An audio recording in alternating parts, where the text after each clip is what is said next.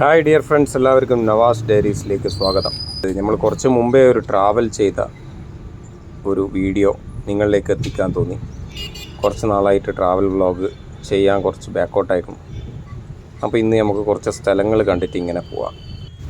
കർണാടകൻ്റെ ഒരു ഭാഗമായ ധാർവാഡിൽ നിന്നും നമ്മൾ ബൽഗാവിലേക്ക് പോകുമ്പോഴുള്ള കുറച്ച് സ്ഥലങ്ങളാണ് നമുക്ക് മുമ്പിൽ കാണുന്നത്. നല്ല പ്രകൃതി രമണീയമായ സ്ഥലം. ഒരു ബ്രിഡ്ജിൻ്റെ മുകളിലൂട്ട് ഇങ്ങനെ ഒരു അളവണ്ടി വലിച്ചു പോകുന്ന ഒരു സീനാണ് നമുക്ക് മുമ്പിൽ ഇങ്ങനെ കാണുന്നത്.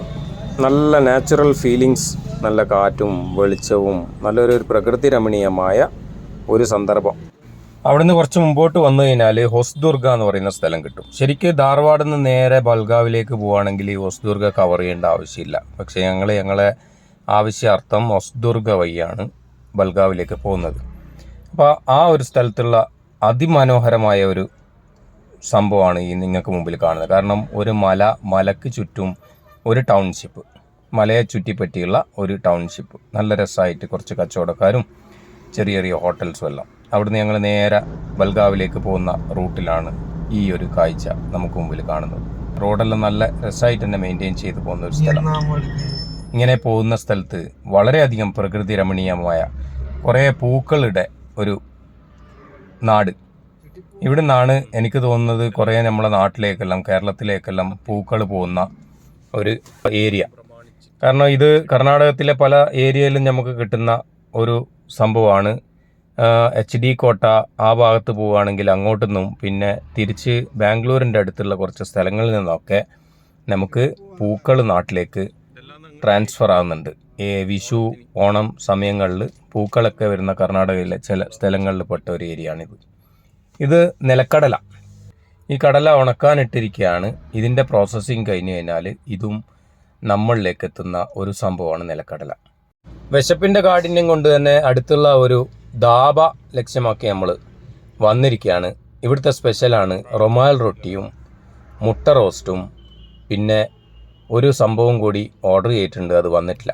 ഇതാണ് മുട്ട റോസ്റ്റ്. മുട്ട റോസ്റ്റ് മീൻസ് കുറച്ച് ഡിഫറെൻ്റ് ആയിട്ടാണ്. ഗ്രേവി, മുട്ടക്കറി എന്ന് വേണമെങ്കിൽ വിശേഷിപ്പിക്കാം. നല്ല ഗ്രേവി, നല്ല മസാല കൂടിയ ഗ്രേവി, നല്ല എരിവും ഇതൊക്കെ കാണുമ്പോൾ നമുക്ക് ഫീൽ ചെയ്യുന്നുണ്ട്. ഇനി തിന്ന് നോക്കുമ്പോൾ അറിയാം അതിൻ്റെ ടേസ്റ്റ് എങ്ങനെയാണ്. ഇതാണ് ഇവിടുത്തെ റുമാൽ റൊട്ടി. റുമാൽ റൊട്ടി എന്നുള്ള പേരിനെ വിശേഷിപ്പിക്കുന്ന പോലെ തന്നെ റുമാല് പോലത്തെ ഒരു സാധനം. അത് ഈ മുട്ടയിൽ ഇങ്ങനെ ജോയിൻ്റ് ആക്കിയിട്ട് തിന്നുമ്പോൾ അതിൻ്റെ ഒരു ടേസ്റ്റ് നമുക്ക് ഫീൽ ചെയ്യാം. നല്ല മോശമില്ല, നല്ല ടേസ്റ്റി ഫുഡായിരുന്നു. ചൂടോടെ തന്നെ നമുക്ക് ഭക്ഷണം പാകം ചെയ്ത് തന്നു. കാരണം പിന്നെ നല്ല അപ്പടപ്പാട് ഉണ്ടാക്കിയ സാധനങ്ങൾ മാത്രം, പഴയ സാധനങ്ങളൊന്നും തന്നില്ല.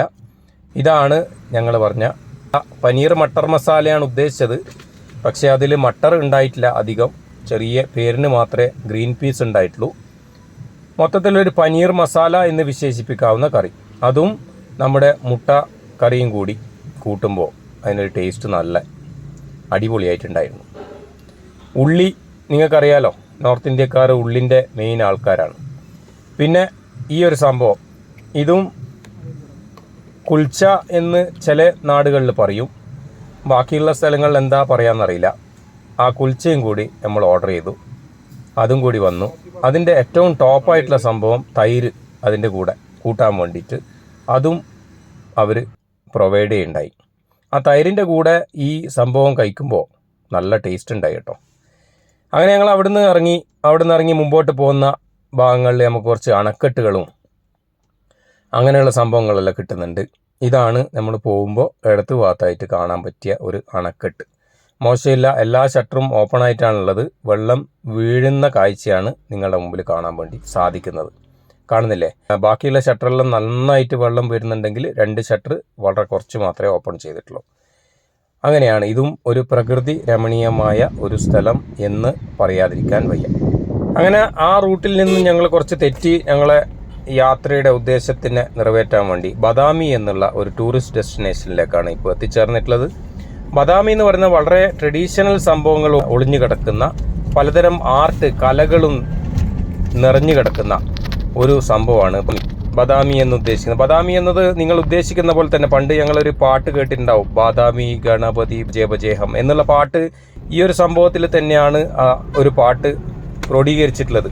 കുറേയധികം ഹിസ്റ്ററി ഒളിഞ്ഞു കിടക്കുന്ന ഈ ബദാമിയെ പറ്റി അടുത്ത വ്ളോഗിൽ നിങ്ങളെ കൂടെ ഞാൻ വരുന്നതായിരിക്കും. അതുവരെ Nawaz diaries signing off. Bye bye, see U.